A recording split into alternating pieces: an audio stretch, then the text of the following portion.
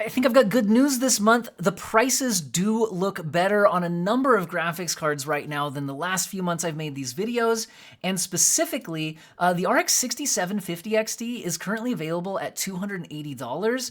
It has 12 gigabytes of VRAM, which is really nice to have up against the Nvidia competition at this price point, which is the RTX 4060, which is only 8 gigabyte VRAM card and costs $283. And the 6750 XT also just has more raw performance.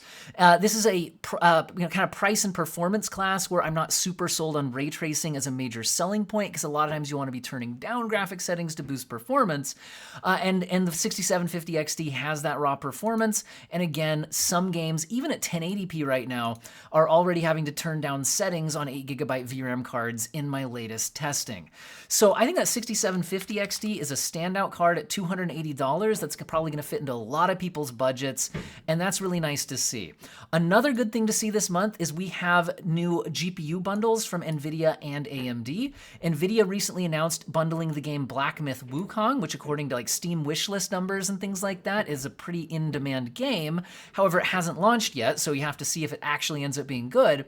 And this game is bundled with any Nvidia GPU that is a 4070 or above. So if you're getting a 4060, 4060 Ti, it doesn't come with the game. This also works on laptop GPUs and things like that, but again, it has to be 4070 and above.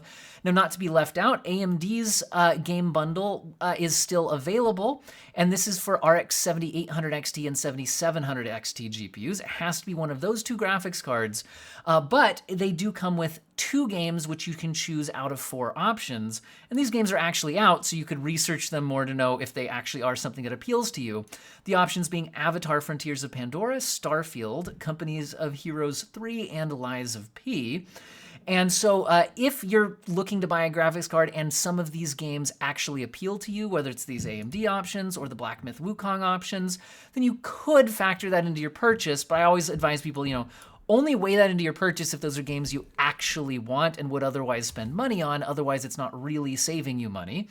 Also, if you're going to buy a graphics card right now, don't forget to fund your upgrade by selling your old graphics card. This is a huge mistake a lot of people make. Some people just shove the old graphics card in their closet, never get around to selling it, but sometimes you can increase your budget, get a better new graphics card by selling your old one. And today's sponsor, Jawa.gg, offers the simplest and fastest way to sell your GPU, because when I ask a lot of my friends why they never sold theirs, it's like, sounds like a hassle. And that's where clicking the Get an Instant Offer button after following the link in the video description and/or pinned comment can help out, because it offers you a super simple process to sell directly to Jawa. Step 1, you get an offer. You tell them about your GPU model and condition. They give you an instant offer. Step 2, you print your free shipping label and mail them the GPU. The shipping and all that is factored into their offer, so you don't need to worry about that. It's taken care of. They inspect the part to make sure everything checks out, and most sellers get paid within 1 business day after the part is received. Takes all the hassle out of it, and you can stretch your budget then to fund your upgrade. And not only that, if you check out the listings at Jawa to buy a graphics card or even look at their pre-built systems, I can save you $10 off your first purchase using code OWEN10. Again, follow the link in the pinned comment and/or video description, and huge thanks to Jawa for sponsoring today's video. Now, let's get back to different GPUs you could be buying at different price ranges. Like I said, one of the most compelling options right now is the 6750 XT, getting you that 12 gigabytes of VRAM and a lot of performance at under $300. Now, if you've got to bring your budget below that, I would say that the next step down, again, 4060 is not super compelling here. The 7600 also not super compelling at $250. I think we're too close in price to that 6750 XT, which has more VRAM. Instead of 8, you get 12, right? Those are too close in price. If you go down to the 6650 XT, though, from AMD, or the 6600 XT, whichever one's priced less, they perform very similarly. The 6650 XT maybe 1 or 2% faster. Right now at $219, you can get a 6650 XT, and this gets you very close to the rasterized performance of an RTX 4060 for a lot less money. So if you have to buy a GPU around the $200 price range, this is the one that I would recommend. Now, if you have to go below $200, I don't think the options are great, but the best one might be the 6600 non-XT. It's available at $180, but you're losing about 20% of the performance that you get from that 6650 XT. So do keep it in mind that if you can get up to that $219 6650 XT, I think it is a better option. Also, Intel's Arc A750 is an interesting option here at $178, $180, there we go. Because it actually has more performance than the 6600 in a lot of situations, not all of them. It's closer to maybe that 6650 XT. The problem is that Arc GPUs, while their stability and performance and game support has gotten massively better since launch, it's honestly a night and day difference. There's still more issues than AMD and Nvidia GPUs, especially in the latest titles, just getting them to run right. For example, Starfield just didn't work at launch and still doesn't run great, although it's up and running. The Last of Us didn't, it would crash when you tried to compile shaders at launch. You know, there's been a lot of big releases. I could keep talking about it, but the point is, if you're trying to save some money and you're a bit adventurous and you make sure your system has resizable bar support, the A750 is an interesting option at the $180 price point, but I'd really try to steer people to the 6650 XT at $219. Now, Nvidia at this price point really only offers the 3050, which is actually two different graphics cards. There's a 6GB version and an 8GB version, but they don't just differ in VRAM, they differ in overall performance as well. And the 6GB version definitely avoid, and the 8GB version is also probably an avoid just based on the fact that a 6650 is going to completely outclass it, and don't try to get sold on NVIDIA ray tracing advantages when you're buying this class of performance, because you will be wanting to turn off ray tracing to boost performance. It's going to be about optimized settings when we're talking this performance tier, with, not cranking the visuals beyond, ultra rasterized settings. So we've kind of got that $200-ish price point covered with the 6650 XT. We've got the $300-ish price point covered with that 6750 XT. Now, actually, I've also seen AMD's 6000 series. I don't know if these are just clearance pricing, trying to get these things out the door before the next gen is out, but the RX 6800 non-XT, I'm seeing at $339.99. So at $340, this gets you a 16GB graphics card. And this competes very well against AMD's current generation 7700 XT, which has very similar performance, but with only 12GB of VRAM, and it's coming in at about $370, so it's actually more expensive, although this does qualify for that game bundle deal, so do keep that in mind. Now, I think Nvidia is completely outclassed in this $300 to $400 price point, because their offering here is the 4060 Ti, which comes in an 8GB and 16GB option. The 8GB card coming in at $365 costs more than the 16GB RX 6800 and the 12GB 7700 XT. And it also just performs significantly slower. And there is a 16GB version, but that one's going to cost you a lot more money. Looks like at least $428. And so that's really just an entirely different price class and should be addressed separately. So in that $300 to $400 price range, I really think that 16GB RX 6800 makes sense. I know that's not available in all regions, so maybe look into the 7700 XT, especially if you're interested in that game bundle. Now, once we pass the $400 mark, we've got from Nvidia this 4060 Ti 16GB at around $430-ish, and actually that's just the cheapest models, and they go pretty quickly from there. Whereas AMD is offering the 6800 XT, which is supply is dwindling, but I do see one as low as $440, and that's also a 16GB graphics card, but just with a lot more performance than that 4060 Ti 16GB. And then there's also the current generation 7800 XT, which is currently available at $470.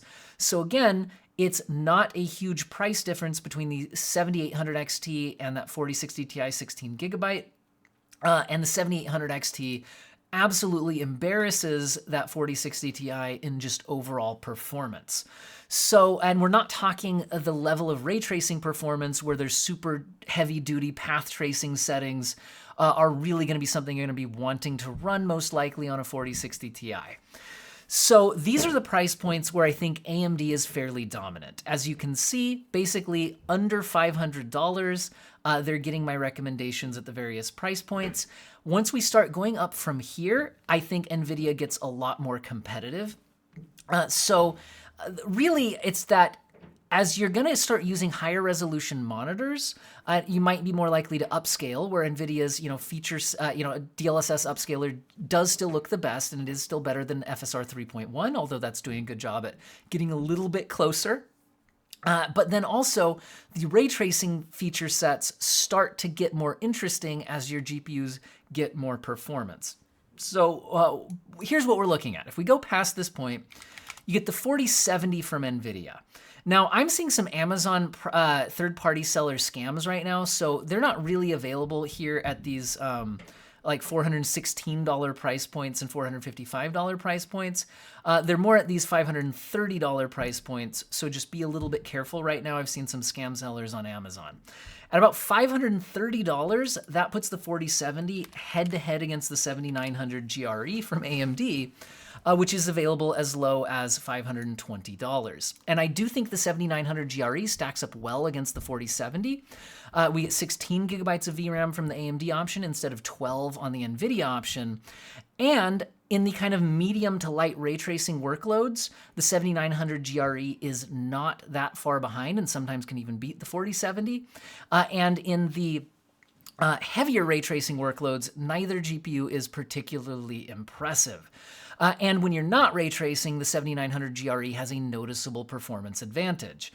So here, I think the 7900 GRE can make some sense, but the thing is the 4070 Super is coming in, again, if you ignore the scam sellers on here, at about $570. So it is more expensive than that 7900 GRE, but it starts to close the gap on the just like raw rasterized performance with the 7900 GRE, and it starts to have a more noticeable win in ray tracing workloads again, and again, you do get the better upscaler. Its main downside is it's 12 gigabytes of VRAM instead of 16 on the 7900 GRE, and just the fact that it does cost more, but it's not a massive amount more than the 7900 GRE. So this is kind of where I'm saying that this $500 to $600 price class gets a little bit muddied. This is where Nvidia gets more competitive, but it's really the 4070 Super that's the Nvidia option to consider here. So really, if you're just not at all drawn to ray tracing, the 7900 GRE can make a lot of sense here, but the 4070 Super, I think, does make a name for itself here. So I'm gonna give a split recommendation, and you can decide which of those feature sets make more sense to you.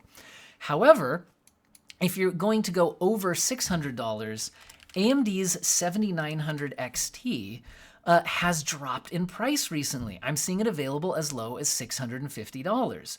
Now, that is noticeably more expensive than the $570 4070 Super. So I don't think these are right head-to-head against each other. But if $650 could be in your price class, you could consider it. The 7900 XT gets you a lot of VRAM and a lot of performance. It stacks up pretty well against the 4070 Super, but it is more expensive. So do keep that in mind. It's really the only thing I'd recommend in this $650 price point. So I'll say, I think the 7900 XT is the best $650 GPU right now, and Nvidia doesn't have great competition against it. The 4070 Ti non-Super is still somewhat available. They're not really making new ones, but they're up around $710 to $730. And they're still only 12 gigabytes of VRAM, and you're starting to get close to 4070 Ti Super money, so I can't really recommend that. Speaking of the 4070 Ti Super, though, they're available at $770, and I think they're very interesting because they're the first high-end Nvidia GPU that offers 16 gigabytes of VRAM. So it solves the VRAM problem, and they have enough raw ray tracing performance where if you're playing at 1440p, the heavy-duty path tracing type workloads actually run pretty well. And so I think if you're buying a GPU kind of under $800, the 4070 Ti Super is going to get my recommendation. Now, when you go beyond this point, though, the 7900 XTX from AMD has had the prices drop a bit, but they're still coming in at least $870 and up. So there's still a $100 price separation between the 7900 XTX and that 4070 Ti Super. Now, the XTX is going to be more performant in rasterized performance than that 4070 Ti Super, but the 4070 Ti Super in the heaviest ray tracing workloads could take a lead. But in the lighter ray tracing workloads, the XTX can make a name for itself. So I do think the 7900 XTX has come down low enough in price to at least be worth considering here. Whereas when it was priced even with the 4080, it was much harder to recommend. That being said, though, I'm really having a hard time recommending anything that's close to $900 or $1,000 right now, because let's pop out for a second and talk about the upcoming future of graphics cards, because there is a very good chance that the RTX 50 series GPUs launches a 5080 and 5090 somewhere around either the end of 2024 or the beginning of 2025. At this point, there's no official word from Nvidia, but they're generally on a roughly 2-year release cadence, and they generally start with the highest end graphics cards. This also aligns to the latest leaks and rumors, which generally this close to launch have at least a rough idea of what to expect that isn't too far off from reality. Now, the leaks and rumors don't agree on whether it will be the end of 2024 or the beginning of 2025 when we get the new 50 series cards. And they also don't agree whether the 5080 will come first or the 5090 will come first. But they generally agree that the 5080 and 5090 will be coming at the beginning of the generation, and it will be somewhere around, end of 2024, beginning of 2025. Which means that while we don't know the price or performance of those cards, you would expect the 5080 to be somewhere around the $1,000-ish price point, maybe more, maybe less, maybe exactly $1,000, who knows? And you would expect the 5090 to just be way, way up there, right? We also don't know what kind of generational performance uplift we'll get. But the point is that as you get close to that $1,000 price point, you might be asking yourself, are you in a position right now with your current PC setup to just wait it out, right? Because if it's 6 months or less, I think a lot of people would get a lot of buyer's remorse if they buy some $900 to $1,000 GPU right now that gets completely outclassed in less than 6 months. Now, maybe you don't care. Maybe you just want something now, and it's totally fine, not that big of a deal, and it's not like you're going to get bad performance here if you go at this point. But that's kind of my caveat as I get into these higher end GPUs, is just think about what's probably coming. Now, with that in mind, the real problem with the 7900 XTX is that it's not a massive price separation from the 4080 and 4080 Super. This $800 one is another scam listing on Amazon. As far as I can tell, they're really about $950 and up for the legitimate listings. At $950, that's still less than $100 price separation between the 7900 XTX and the 4080 Super. And the problem with that is that, that's less than 10% price difference, and the 7900 XTX and the 4080 Super have very similar rasterized performance. The XTX probably has a bit of an edge there, but not by a margin that you really notice while gaming. However, if you tried to kick on the heaviest ray tracing workloads, you would notice the difference. So if they're somewhat close in price, considering we're talking about GPUs in the $900 to $1,000 price point, less than $100 difference isn't massive. I would probably go with the bigger feature set over saving a little bit of money and getting more VRAM. The XTX does offer 8 gigabytes more VRAM, but having more VRAM only helps if the game actually needs more VRAM. And I don't see any signs of 16 gigabytes of VRAM in my testing currently causing any issues. A lot of games are pushing closer to 12, but 16 seems to have enough headroom, in my opinion, for the next several years to not really be a major concern. Nobody can for sure predict exactly what would happen with that, but I would rather go with the feature set advantages from Nvidia with the better upscaler and the better ray tracing performance rather than more VRAM that we don't actually really need for gaming right now. Anyway, but like I said, I'm not really recommending anything up this high just due to how close we are to the next generation. Now, the best GPU overall performance-wise is the 4090, but it's significantly more expensive than all those other options. It's ridiculously powerful, but again, if you're spending in the $1,600 and up dollar range right now, and a 5090 comes out, and again, we don't know what it'll cost, maybe it'll be $2,000 or $3,000, who knows, but it might come in at $1,600 again, who knows, and it could, and according to a lot of the leaks, it probably will absolutely crush even the 4090. And so if you're considering buying at this price class, I would just really suggest, if you're okay with your current setup for another 6 months, wait and see what comes from that 5090 rather than buying into a 4090 right now. That's my advice, but maybe 6 months with the 4090 is worth it for you. It's a great graphics card, and hey, you could sell it and upgrade later on. So, okay, let's kind of summarize my overall top picks. So my top pick overall for most people would be the 6750 XT, because I think a lot of people are looking for a $300 or less graphics card that can play reasonably well at 1080p and 1440p, and the 6750 XT will do that. If that's still too rich for your blood, I'd recommend the 6650 XT as the best GPU around the $200 price point. And if you're going over $300 and you're in the US region where it looks to still be available, the RX 6800 with its 16 gigabytes of VRAM and a lot of raw performance is very interesting at $340. And if you're in a region where that's not available, the 7700 XT, which drops down to 12 gigabytes of VRAM, which is still mostly fine, a little more expensive though at $370, but does get you that AMD game bundle option at least to kind of sweeten the deal. Looks a lot better than the 4060 Ti options at this price point. Up above, but like kind of between the $400 to $500 price range, the 7800 XT makes a lot of sense at $470, up against these, little bit less expensive 4060 Ti 16 gigabyte, which gets totally outclassed in performance. And even the 6800 XT sometimes shows up with similar performance for less money, so you can keep your eye on that as well. And the 7800 XT, again, would get you that game bundle. Once you go over the $500 price point, I start to split recommendations a lot more with Nvidia. The 4070 Super can make a lot of sense if you're interested in that Nvidia feature set, and these come in at about $570. Sorry, my kids are making some noise on the floor up there.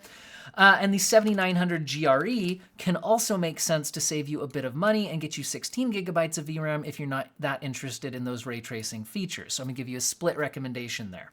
At $650, I think the 7900 XT from AMD makes the most sense. If you're going up to around the $800-ish price range, at $770, the 4070 Ti Super, at 16 gigabytes of VRAM and a lot of ray tracing performance for 1440p makes sense. Past this point, I'm not really recommending buying right now when we're that close to the next generation. That being said, I do think the 4080 and 4080 Super are close enough in price to that 7900 XTX that I would probably go that route to get that NVIDIA feature set and ray tracing advantage. And the 4090 is just the most powerful thing out there, but it's very expensive. And again, you're gonna get a 5090 soon-ish.